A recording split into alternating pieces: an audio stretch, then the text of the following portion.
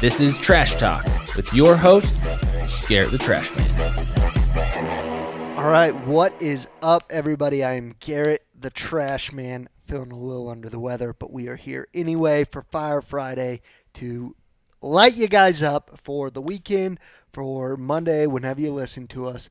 We just want to bring you a little motivation. How you doing, John? I'm doing swell. All right, dude, let's hear it. Fire us up. You're going to knock it out of the park right now. Give us something. Okay. Bring the heat. Bring the heat? Yes, sir. Okay, I wish I could throw heat, but I can't throw heat. I have a wussy arm. Well, you know. Bummer. Anyways, so earlier this week, I was listening to a webinar, an industry specific for home care, and this guy that actually gave a stellar presentation. He actually did a really good job. I was pretty impressed, and everyone else thought so as well. But one of the comments he made is if you aren't spending 80% of your time on sales and marketing, then you've got an issue. Then he hates you. Yeah, basically. Awesome. And it reminded me of, I can't remember which of his books, but it's old Uncle G, Grant Cardone. Oh, baby. In one somewhere. Sell or be sold, probably. Yeah, it was sales equals business. And I just, honestly, I really like that. Mm-hmm. I think that is spot on. And I think that that is a good strategy to have when you're trying to grow a business. Listen, my business is by no means a large business. We are still very, very small. Well, you got to be freaking huge to be considered not a small business. Yes. I can't remember what it is, but I remember when I heard that, I'm like, yeah, my business was that size. I'd be like, yeah, I'm freaking running an empire. Yeah, exactly. Exactly. Something like 100 million or something, under 100 million or something is a small business. Yeah. And, yeah, I agree with that comment. But when I have seen the most consistent and best growth is when 80% of my time is focused on sales and marketing. And that's I have naturally, that's what I fall into.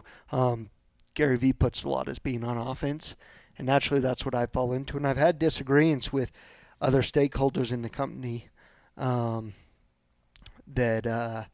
because I'm like, man, if we get the business, like what I know is we can clean everything up afterwards. Yeah. Like if I run 3 quarters at a 20% profitability that someone might be upset about, and like, oh, we should be at a 37%. My deal is like, hey, as long as I'm growing, we can go back and we can tighten things up and do stuff to get up to that 37% any day of the week. Mm-hmm. You know what's tough? Gaining new business. Mm-hmm. And obviously there's got to be a balance with that. You can't just go give stuff for free and call it doing business. Yeah. But absolutely. yeah, I really agree with that. I like that a lot. I've never heard that like 80% rule, but it makes sense. It is. I mean, a lot of your problems are solved if your revenue's growing. Mm-hmm. Well, it's simply put. Yeah, well, and like it's I believe that a lot in personal finances. I think Dave Ramsey shares a lot of good insights, has a lot of good tactical approaches, and even has a lot of good mindsets to go into things. But Grant Cardone is one that will call out Dave Ramsey directly on this and be like, you're not gonna save yourself to being wealthy. Yeah, I could not agree more. You have to create more incomes. You have to up the revenue to.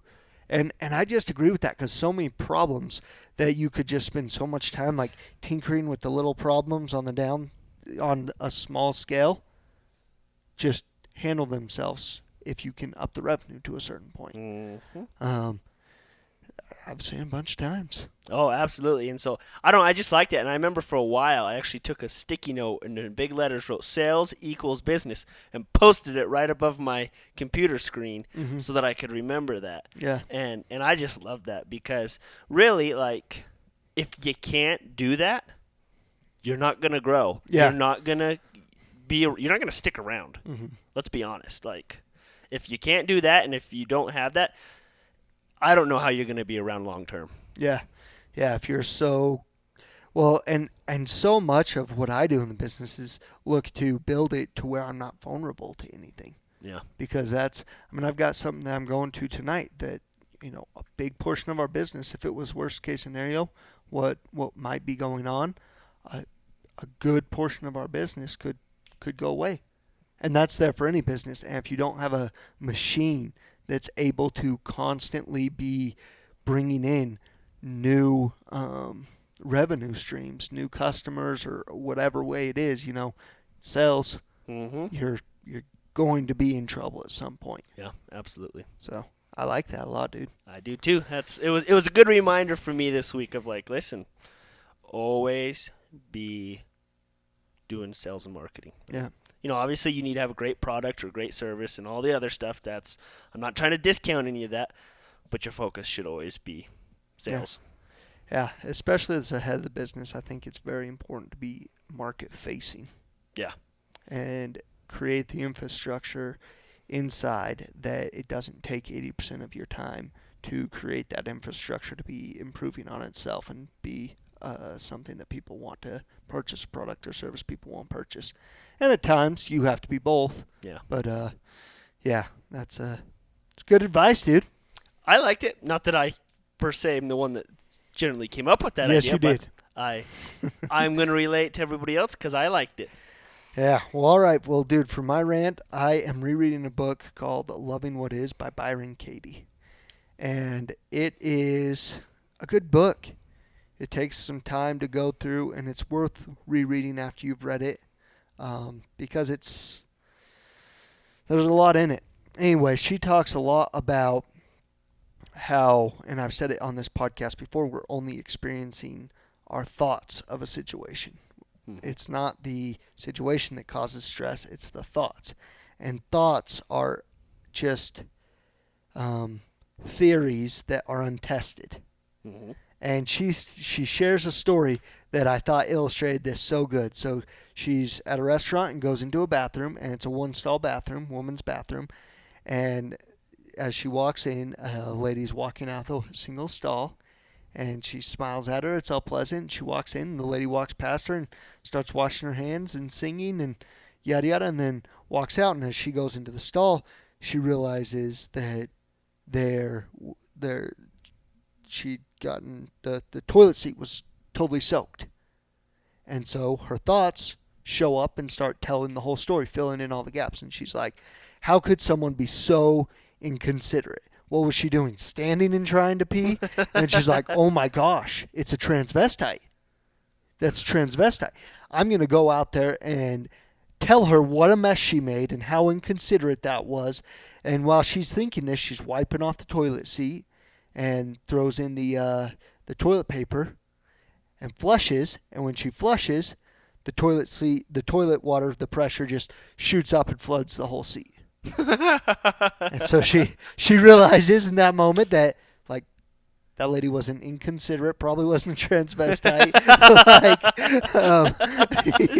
Oh, not a transvestite. Good to know. Yeah, like all just this crazy story that in microseconds her brain had just filled in all those gaps, or not even her brain, these thoughts showed up filling in all those gaps, telling this story that she was interacting with her emotionally as if it was true, and was planning on interacting like that, driving her actions and going and being with a person in a rude way and being mad at them, where she didn't have anything of the actual truth.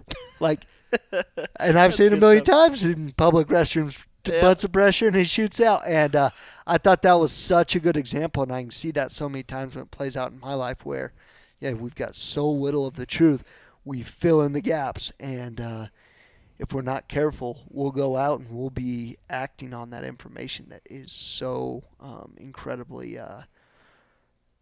wrong, not with reality, and brings me back to ontological arrogance. And so often I operate with ontological arrogance, as if I've got the truth and the whole truth, and that I've got no opening for anything else.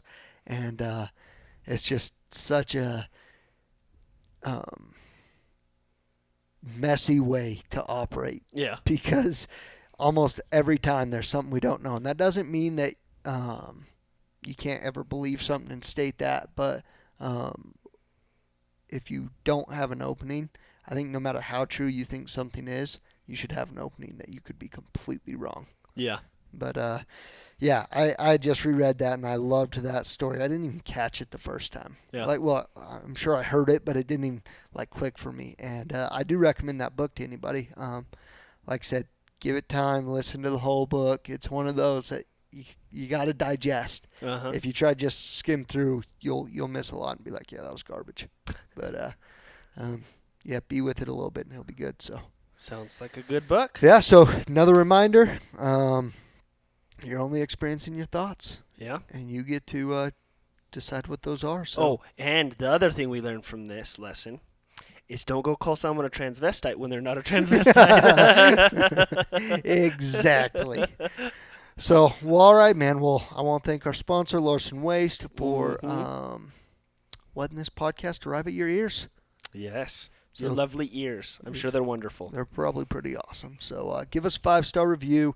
Hit me up. Get the Trash Man across all the platforms. Appreciate you guys listening. Hustle hard. Peace.